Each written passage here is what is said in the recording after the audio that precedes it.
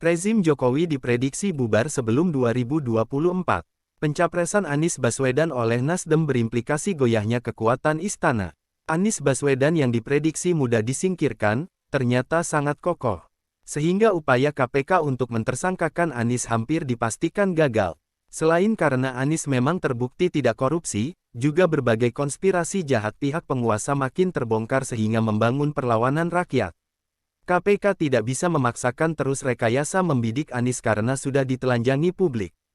Pada saat yang hampir bersamaan, poros KIP yang terdiri dari Golkar, P3, dan PAN hampir dipastikan akan mendukung Anies. Dengan demikian, 4 partai koalisi pemerintah akan hengkang dari Kabinet Jokowi.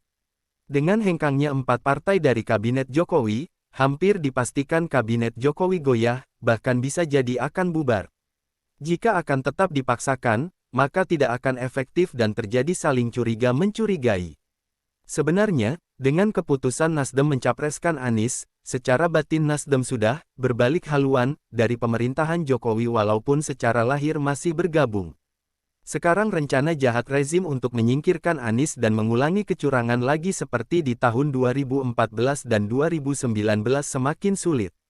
Pasalnya, Surya Paloh bukan orang sembarangan yang mudah disingkirkan.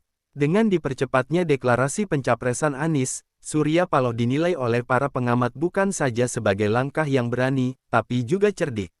Jadi KPK sekarang, baca Firly Bahuri, harus berhadapan orang KPK sendiri, partai koalisi pemerintah, para pakar hukum, tokoh-tokoh nasional dan daerah, relawan militan Anies, dan rakyat dari berbagai elemen. Dan semakin hari semakin ketahuan bahwa kenekatan Firly membidik Anies ternyata cuma orderan penguasa. Sayang, sebagai pimpinan lembaga hukum Firly moralnya sudah rusak dan ditambah dirinya tidak punya integritas memberantas korupsi secara total sehingga ketika disuruh masuk jurang oleh atasannya manut saja. Saat ini istana sedang sangat panik. Semua skenario busuknya satu persatu telah terbongkar, dan ke depan kita akan disuguhi kebusukan plus kebusukan rezim dan orang-orang yang berada di sekeliling Jokowi. Semua kejadian ini bukan karena kebetulan atau ada pengkhianat yang membocorkannya, tapi memang Allah sendiri yang membongkarnya. Jika ini skenario Allah, tidak bisa dibendung dan ditutupi. Saat kehancuran rezim Jokowi sudah di depan mata.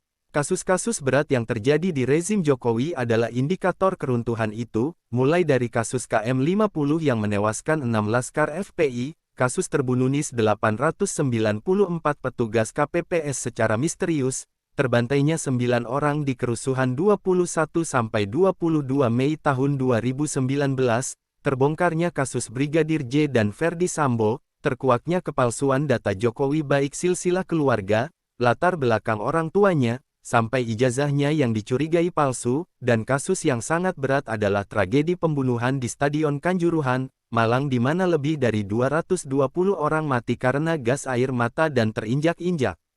Dari semua kasus itu, satu pun tidak ada yang bisa ditangani sampai tuntas. Sudah saatnya rezim Jokowi tumbang, karena selama kepemimpinan Jokowi negara tambah hancur, kedaulatan negara terancam dijajah, hukum porak-porak-poranda, Islam direndahkan, ulama dikriminalisasi, umat Islam dipojokkan, dan rakyat makin sengsara.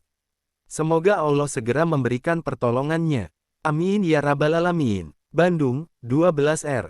Awal 1444. Solihin MS. Klik subscribe dan follow.